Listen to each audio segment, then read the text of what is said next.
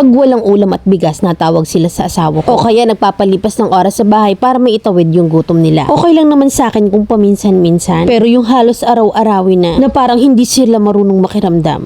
17 years old ako nang nabuntis at 16 naman yung asawa ko. Sa murang edad ay binuhay kami ng marangal ng asawa ko. Lahat ng trabaho ginawa niya para lang mabuhay niya kaming mag-ina. Kaso hindi mo talaga matatanggal yung mga mukhang perang biyanan at pakilamera. Nung araw na nanganak ako sa panganay ko, nakatira kami ng asawa ko sa amo ko sa lechonan. May ugali yung mga biyanan ko na hindi kami iimikan pag hindi sila mabigyan ng ulam or pera minsan. Hanggang sa natanggal sa trabaho yung asawa ko dahil nagkasakit siya at tumira kami sa bahay ng mga biyanan ko. Doon ko nakita yung mga kakaibang ugali nila dahil nga sa hindi makapagtrabaho yung asawa ko. Sa padala lang ng mama ko kami umaasa. Lagi kaming pinagsasalitaan na lumayas na kami at hindi daw kami makatulong sa kanila. One time, chinichismis ako ng biyanan kong babae sa kapitbahay nila at nakarating yun sa akin. Nakesyo wala daw kaming ambag sa pagkain at gawaing bahay sa kanila. Pero nagbibigay naman kami ng pangulam at pambili ng bigas. Hanggang sa umabot kami ng sagutan dahil sa hindi ako nakapagtimpe. Kaya't pinalayas nila kami. Nag-boarding house kami for 1 year. Hanggang sa napagdesisyonan kong mga ibang bansa para makapag-ipon at makapagpagawa ng bahay. Habang nasa ibang bansa ako'y nakatira naman yung mag-ama ko sa bahay ng tito nila. At nung magkaroon kami ng ipon ay nakapagpatayo kami ng sarili naming bahay sa lupa ng mama ko. At ngayon na nakapagpagawa na kami ng sarili naming bahay, yung mga biyanan ko naman yung lapit na naman sa amin. Lahat na yata ng pangangailangan nila sa asawa ko inasa. Baon ng mga kapatid niya, panggas sa motor ng papa niya na pamasada. At pag walang ulam at bigas ay natawag rin sila sa asawa ko. Na doon na rin sila nagpapalipas ng oras sa bahay namin para lang maitawid yung gutom nila. Ayos lang naman sana kung minsan lang. Pero yung halos araw-arawin na nila,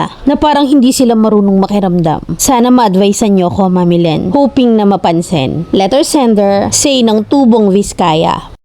Ang problema dyan yung asawa mo. Hinahayaan niyang abusuhin kayo ng biyanan mo. May trabaho ba ngayon yung asawa mo at hindi iniisip yung hirap at pagtitiis mo abroad na para maibigay lang yung maayos sa pamumuhay nyo? Na ang masaklap kasi sa ganyang sanay na, mahihirapan kayong iagwat yan. Na lahat ay dulot ng asawa mo, bakit hindi siya yung kausapin mo? Kasi kung sa sweldo mo kinakatas lahat yung hinaing mo, sabihin mong hindi ka namumulot ng pera sa abroad. At kung sa kanya naman binubunot ang binibigay, huwag namang gawing abuso at dulot ng lahat. Kasi may pamilya rin kayong sarili. Case of emergency ba may mabubunot kayo? O ipapangutang nyo pa pag nagkaroon ng peligro emergency? Kasi kita kung nasa asawa mo yung problema na kaya ganyan yung labas na naging abusado na yung in-laws mo. Talk to him nicely, ipaliwanag mong mabuti yung mga needs nyo and savings kasi hindi naman panghabang buhay nasa abroad ka na hindi ka mo araw-araw Pasko. Kailangan mo siyang kausapin ng maayos kung hindi lalabas sa sumbat ha na kasi baka mamaya ma-misinterpret ng asawa mo kayo yung magkaroon ng problema. Ipaliwanag mo sa kanya na baka lang ako sa huli kuba ka nang uuwi sa Pinas at damit lang ang dala.